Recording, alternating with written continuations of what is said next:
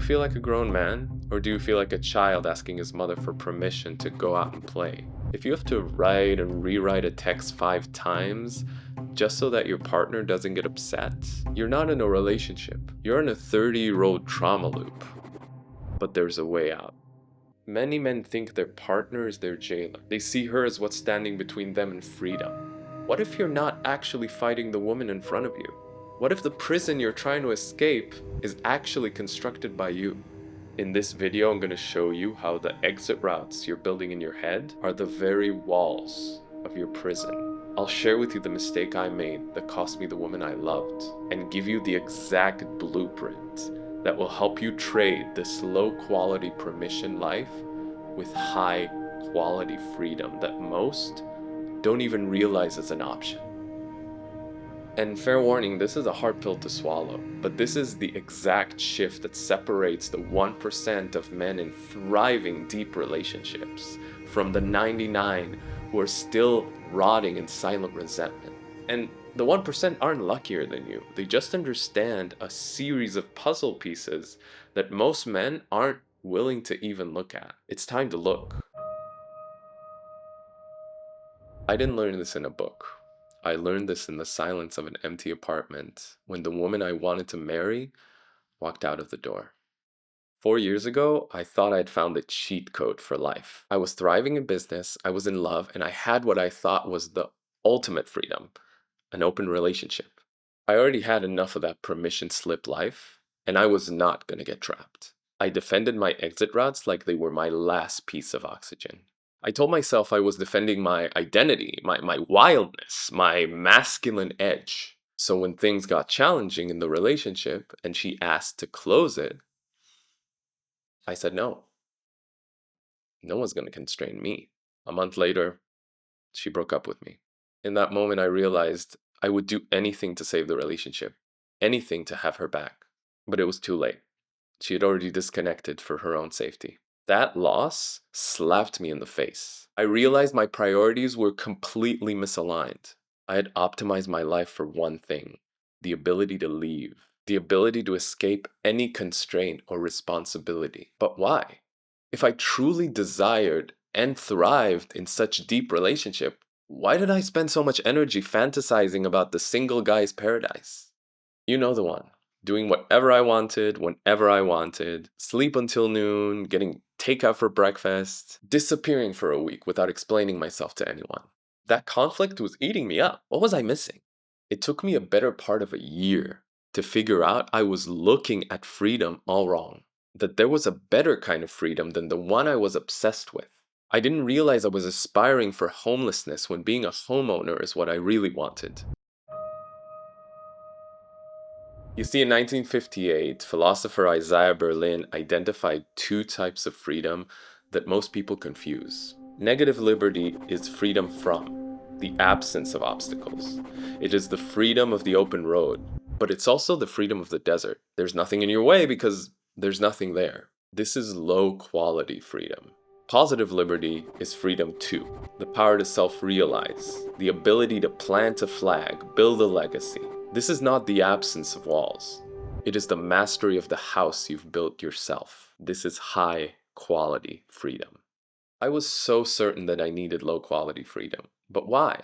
Because there's something intoxicating about that untamed constraint.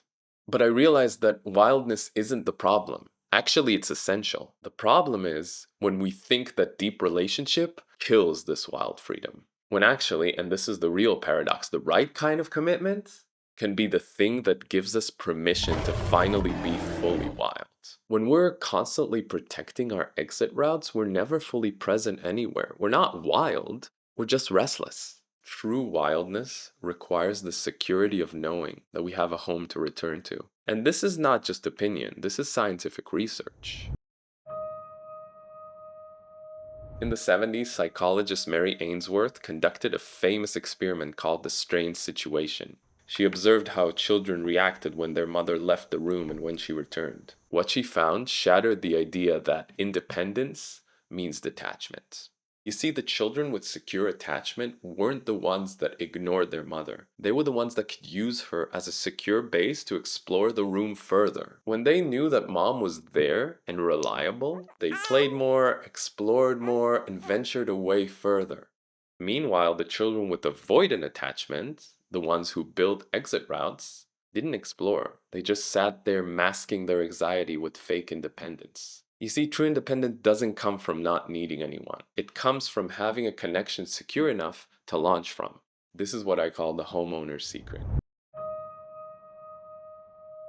Think of a homeless person. They're free from rent, maintenance, location. They can pick up and go anywhere, anytime. This is negative liberty at its purest form. It is freedom born from having nothing to lose because you have nothing to call your own. Now imagine a homeowner. He has voluntarily taken on constraints, mortgage, repairs. He has less negative liberty, but he has unlocked high quality freedom. The freedom to build, the freedom to create a stable life, to create a home, the freedom to be known completely, the freedom to discover parts of yourself that can only emerge through deep commitment. When you look at it like this, what feels more valuable? What feels more rare?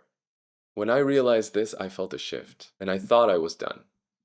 Now I know what's good for me, so I can pursue it. But as much as I realized this logically, I was still running after low quality freedom. Why? Because I hadn't addressed the root cause of my pursuit. It was the last puzzle piece, but the most crucial one.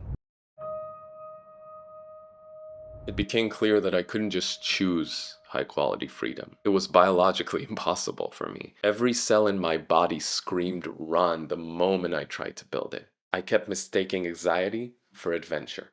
And it was all because of a ghost. You see, I grew up with parents who couldn't hold their own emotions. It became volatile in the household, unsafe to exist. To keep myself safe, I became responsible for the emotional weather in the house.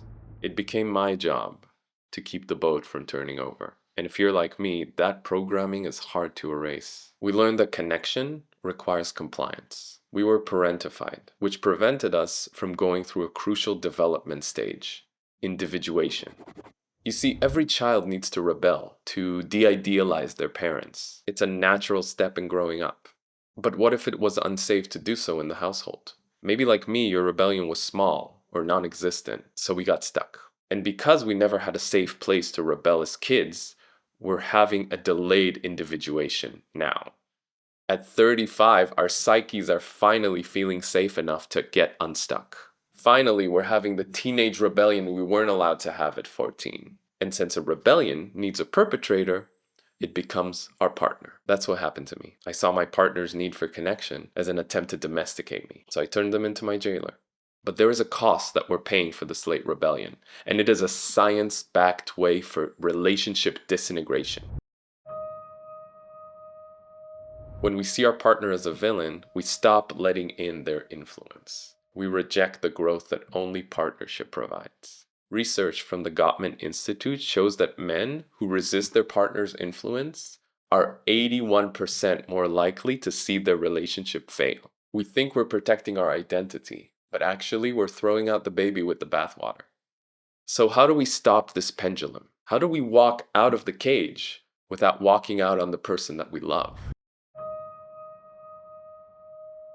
The transition from individuation to high-quality freedom isn't about giving up who you are.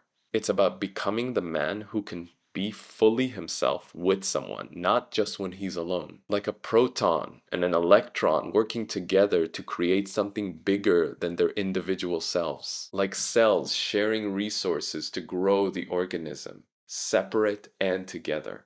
This is interdependence. When you stop protecting your exit routes, you become free to be fully authentic. When you stop seeing your partner as your jailer, you become free to be fully known. So now that you know all of this, what's next? Because the shift from permission to sovereignty doesn't happen in your head. It happens in the space between you and your partner. You've seen this blueprint today. You realize that you're not the prisoner, you're the owner. But you don't renovate your house overnight.